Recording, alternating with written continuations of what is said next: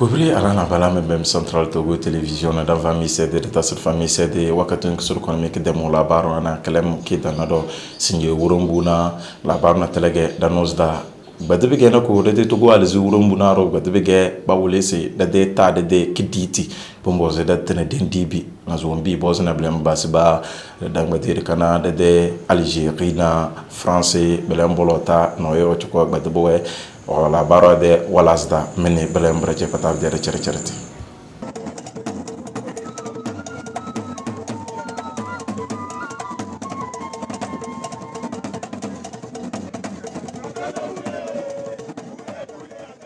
sinye worombu gatege worombu ni Togo gomnantere walaze basibi gadebege bawolesi dede tade kidim be bosi datana dambizi dendibi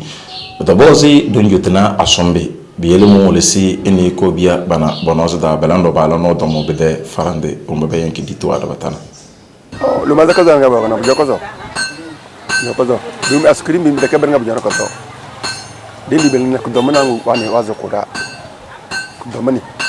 ayan dinya tanya de kidim bujokozo be kele asumbe am varam amlan na mawo so na berna dam varam temate tanga ibrin pata da dina donc bujokozo be kele asumbe ma asumi bileri da se bede bese sinyal nyang ken binyam jam ken nyang ga da azmani ka zor ken do few naw brnga na banga go bu jobe bese na bro bel na permis dantele ko mayna da donc ko dam nga dandi mbir do bona na ma jor na be mono magadira baga trois tampons mali mécanique ama brnga mayeli afrique tennis malando afrique tennis to be demulum nal mo bengale bacara ba dabe balla bandam dabe kabato dabe de priwa ngo bazina daga ba cilda anya ya verité binde da quoi na ma jor ne bramal na man dil ma de bien ma leer tu vois donc baba bacara ba basana da ama bana ba ya sis ba we ni chare de baze de tanga de ted da de kidimi de di bona afane dole ga kama abogo ne kidimi na bara ga ka fabe mi ma mon yanka bembana me da ya shek fa bo yanko fa bembala bi yanko na bi na dole ga sheme mi take kwa ba so boro bumbo zidi de tanga de kidimi kada tanga de mura danga mo na da du yan afane ba da kada da yando yu biye do da kidi wan sta wa na da ba bizam ko ba ka da biye ba ka zuwa ko ba yana da kunda bizam birnga tete de rewan de birnga la mo ka zu biya ko ba yana da kidin di ka ku da mu ngala international birnga bo du ka ala la biya lu birnga tu bala gouvernement de bala bizam la be ki fa da birnga bizam ko ba bari kadin di de Togo de kidin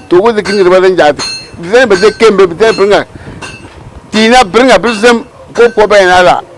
de ko ala wala kadin di ka bu fo ku domla zura le ba kemele si to eto de dan de kembe wa jalna de kan sa de kidin do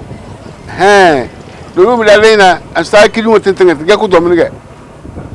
Togo de wurumbuna eteleze beke dala fana ko bonge baka ko biya dabata matana mene bi boze datatana debsana la kar de kidim dalam datatana dan varam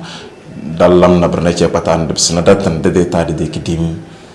te la kar debsana la kar bros pa peut-être hiya becare da bu woda vive de darna ce pata kad beze de te dama cenici azina wombi do be funga bena e sofra aleri sofra mi kazambi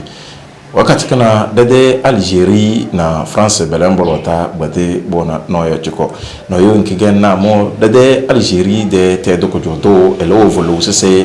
amo de wambaru ni ko France la dada o yo furi bamba de bangatina e kabse bamba de Algérie farande o mi bi ko na belem de farande danage kana se de France de kujodo wangate waran darase belage Algérie de farande dana be jam be kele bangbetina isojo ha dokon nako na mokam be de matra dage Algérie de kujodana wanina belemo dodo bovolo walbang boze dana se France de kujodo Macron se worosege belemo nge ay LS belage mo mate to vonunge bege zamot tana wa mate bele do belemo biyele nam kan balambani belana gesese ay bambade ru kekbele blem bu basba dabede de Algérie de kujoto wa wole si won bibi mbo bambana France bambolo tana ay blemu bambe jekedia la bela blemu basbana dana se France de ko joto ala mo se ablana amude wombi mo njeli wona visa de farandana ala dara borona bole ele wonjeli wala do folo lado bambe tirna blemu dana mukna Algérie de tete ko joto ale we veri dana se France de ko joto se belaga le do modanja bamba de tete ko joda bamba ni se France de pili wa banana mo blembe d'avion amona bamba de tete ko joda modanja mota se mona ya mone e sofara ko zombi ko biya mana wolesi e sofara alheri mana behmi